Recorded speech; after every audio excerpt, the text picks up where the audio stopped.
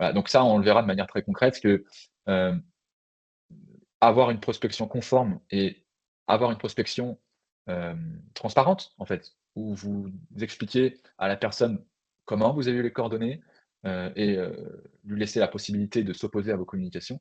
Bah, déjà juste ça, vous instaurez un climat de confiance avec le prospect ou le client, et il y a quand même beaucoup plus de chances que vous ayez une réponse, avec cette démarche-là que, sans cette démarche. Et ça, on l'a vu chez un bon nombre de nos clients, donc qui auparavant avaient, peut-être, pas forcément mis en place toutes ces pratiques. Ensuite, on les accompagne sur ce sujet-là, donc ils peuvent mettre en conformité leur prospection et on voit que, bah, il y a quand même des meilleurs, taux de conversion. Voilà, alors c'est pas magique, et c'est pas le levier, qui va tripler, votre chiffre d'affaires, bien évidemment, mais heu, mais ça marche, mais ça marche et de fait aussi, vous avez moins de plaintes, vous avez moins de haters, de gens qui se plaignent, qui rouspètent, qui, parfois vous insultent aussi, parce que vous les prospectez. Bah, vous avez plus ça, en fait. Bertrand, tu nous partages les 5 erreurs peut-être, Ouais, je heu vais vous donner les 5 grandes erreurs, en fait, qu'il faut absolument éviter. Alors, première erreur, c'est, surtout enfin, c'est ambisouci, l'absence de consentement. Donc c'est, je vous donne un exemple, c'est, vous envoyez, une newsletter à un particulier qui n'a, jamais donné son consentement. Là, c'est interdit, ça, il faut surtout pas le faire. Il faut oui, alors impérativement que vous ayez recueilli, via, une petite case à cocher de recueil de consentement, le fait que la personne est autorisée à ce que vous lui envoyiez, cette information-là. Ça, c'est une obligation. La deuxième erreur, à éviter, c'est finalement, enfin, c'est le lien de désinscription, on en a parlé, ou d'opposition. Ça, c'est capital. Heu, Là, il y a pas de, j'allais dire de B2B ou B2C, il faut le mettre, c'est obligatoire dans vos communications. Il ouais, faut ça le respecter. c'est vraiment le deuxième point qu'on voit régulièrement, en fait, sur les entreprises qu'on rencontre, voilà, dans le classement des erreurs qu'on voit régulièrement, ouais, ouais, c'est vraiment le top 2 ça. Il y a Ça, encore c'est des c'est entreprises qu'on capital. rencontre qui sont pas clean sur ce sujet-là, quoi. La troisième erreur, c'est, de vouloir garder, on a tous, un peu tendance à vouloir garder les choses, que ce soit à titre personnel ou professionnel, souvent par facilité, ou manque de temps. Bah, là, c'est exactement un peu le sujet. Les données, il ne faut pas les garder, heu, au-delà de 3 ans. Si on parle de données en fait, de prospection, si vous n'avez pas de lien pendant 3 ans avec ces contacts-là, il faut les supprimer. En fait, je sais que dans vos solutions de gestion, de la relation client au CRM, bah, c'est assez facile de la garder parce qu'il y a peu de limites. Par contre, prenez quand même le soin sur, le fait qu'il faut quand même faire le ménage. Des gens avec lesquels vous n'avez pas d'interaction depuis plus de 3 ans, il faut, le supprimer. On fait un peu Donc de ça, tri, on c'est fait un peu de tri, en voilà, effet. on peut à chaque fois, penser à ça. Je sais que c'est difficile, mais c'est important. Surtout en plus quand vous avez des fuites de données, là c'est un autre sujet du RGPD, mais si en plus vous gardez des données, que vous avez de la fuite de données, ben, typiquement, c'est des choses qui sont quand même pas de bon augure, en cas d'incident de ce type-là. Ensuite, j'en ai parlé, mais c'est attention à l'utilisation de bases de données que vous achetez. En B2C, quand vous achetez des fichiers de leads, sans preuve de consentement, c'est interdit. On a pris l'exemple, de la société, pardon, For You. C'est exactement ça, vous achetez des données pour laquelle vous n'avez pas de consentement. Donc ça, c'est interdit. D'accord?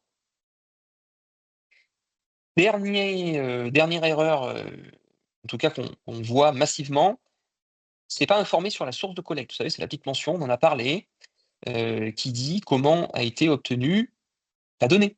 Donc quand vous contactez quelqu'un, il faut qu'il puisse savoir, comment vous avez eu son adresse et qu'il puisse, consulter votre politique de confidentialité, et dans tout ça, si la personne vous le demande, il faut pouvoir y répondre.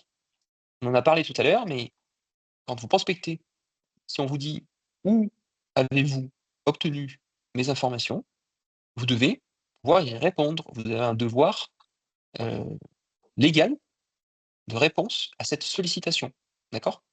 Ouais, ce qu'on voit régulièrement, c'est, c'est plutôt, le silence radio. En fait, ce qu'on voit régulièrement, c'est qu'il y a des entreprises, qui prennent pas le réflexe de répondre. Et en fait, c'est le meilleur moyen, si vous voulez, d'avoir des plaintes et d'ouvrir la porte à un incendie, à un bad buzz, à du bashing, et encore une fois, à avoir une personne qui, s'énerve, en face de vous. Donc si quelqu'un vous demande, comment vous avez eu, mes données, pourquoi vous me prospectez, ou même si quelqu'un vous insulte, répondez, expliquez, faites de la pédagogie. Ça prend pas longtemps, ça prend, 1 minute 30 de répondre à un email. On évite un peu, l'incendie et on éteint le feu, rapidement. Voilà, donc ce qu'on voit régulièrement, en effet, là, c'est la 5e erreur qu'on voit, c'est, alors déjà ne pas informer correctement, dans le cadre de la prospection, donc comme l'a dit Bertrand, mais c'est en effet de pas répondre derrière quand, quelqu'un rouspète, quoi, et ça, c'est le pire. Peut-être pour Alors, résumer, avant de passer à la 3e ça, mais c'est pour faire un petit résumé donc sur, les risques et les erreurs, et donc le sujet, la prospection commerciale, c'est un super levier. Encore une fois, il ne faut pas s'en priver, sinon, il n'y a plus de business qui se fait. Simplement, il y a des codes à respecter et le RGPD est venu très largement encadrer ce volet-là. Heu, Si je fais un résumé, lorsque vous, heu, faites de la prospection, vous vous posez toujours la question: «Est-ce que j'ai le consentement? Est-ce que la personne peut se désabonner facilement? Et est-ce que je peux expliquer facilement d'où viennent les données?» Et le dernier point, c'est: «Est-ce que je respecte les durées de conservation?» Voilà. Si vous vous posez ces questions-là, vous êtes sur la bonne voie. Voilà pour eh résumer ben, un peu la partie des risques et des erreurs. ouais, maintenant on va voir très concrètement, on va vous livrer un plan d'action type pour que vous puissiez, dès la sortie du webinaire, appliquer des actions très concrètes pour pouvoir, mettre en conformité vos prospections et puis réduire tous ces risques et éviter toutes ces erreurs. Donc rapidement, en B2B, ce qu'il faut retenir, c'est que le consentement n'est pas obligatoire, d'accord? Donc vous pouvez, contacter des personnes sans consentement. Néanmoins, la base légale, est l'intérêt légitime, à condition d'informer clairement. Encore une fois, on informe comment on a eu les données, par quel biais, et puis, on met un lien de désinscription, si on fait de l'emailing, ou bien, si c'est du téléphone, évidemment, si quelqu'un nous dit de ne plus le contacter, on fait en sorte, que ça ne se passe plus et donc on vient supprimer la donnée ou désabonner ou enlever la donnée de votre fichier de prospection. Ça, c'est les grandes règles du B2B. Hem Les durées maximales de conservation, on l'a dit, sont de 3 ans, d'accord, après le dernier contact actif et vous devez évidemment, respecter les droits des prospects, donc si quelqu'un en effet vous demande de supprimer, ou d'arrêter de le contacter, évidemment, de 1, vous accusez réception de sa demande, de 2, vous répondez dans un délai de 30 jours maximum, et puis vous le faites. Voilà, vous le faites pour de vrai. Parce que c'est bien de répondre, c'est bien de dire qu'on l'a fait, mais il faut le faire pour de vrai. Donc très concrètement, dans vos solutions d'emailing, vous devez avoir des fonctionnalités de désabonnement. Et évidemment, les, emailings que vous envoyez ne doivent pas, s'envoyer, à la liste des contacts qui se sont désabonnés. Sur la newsletter, l'opt-in, de manière générale, hein, newsletter, c'est une prospection commerciale. L'opt-in, n'est pas obligatoire, mais il est recommandé sur une newsletter. Parce que si vous commencez par définition, une newsletter, c'est quand même une lettre d'information, généralement un emailing qui est envoyé de manière récurrente. Si vous commencez à envoyer, des emailings récurrents, donc généralement des newsletters, c'est mensuel, à la terre entière, c'est le meilleur moyen pour, aussi, avoir des plaintes. Donc, dans le texte, vous avez le droit, dans la réalité, ce qu'on recommande, c'est pour une newsletter, à par convention, faites une newsletter que sur les gens qui ont consenti, hein, voilà. Un opt-in, c'est un consentement.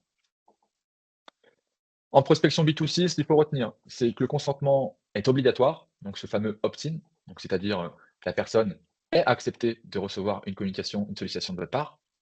Donc la base légale, c'est évidemment le fondement juridique, c'est le consentement.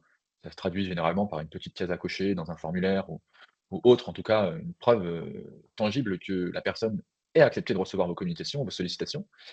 Là alors juste ici, la vérification, via Blocktel, vous savez, donc pour vérifier, donc les personnes qui ont fait la démarche de ne plus recevoir de démarchage téléphonique pouvaient, donc se répertorier sur Blocktel, ont désormais le démarchage téléphonique en B2C, c'est interdit sauf si on a le consentement. Voilà. Donc heu, on arrête tout ça. Il y a une nouvelle loi qui a été, votée au Sénat, notamment. Le courrier postal, lui, reste toujours autorisé. Donc on reçoit tous, des courriers, dans nos boîtes aux lettres, de prospection. Hem Et donc, encore une fois, comme le B2B, si on fait un email ou, un SMS, en prospection, donc c'est sur un consentement, mais on doit toujours laisser la possibilité à notre destinataire, notre interlocuteur, de s'opposer à ces communications, de se désabonner et de ne plus avoir, voilà, de futures communications.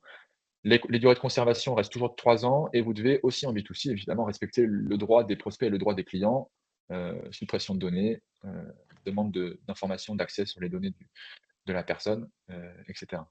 Ça, c'est un rapide rappel pour comprendre ce que vous avez le droit de faire en B2B, ce que vous avez le droit de faire en B2C.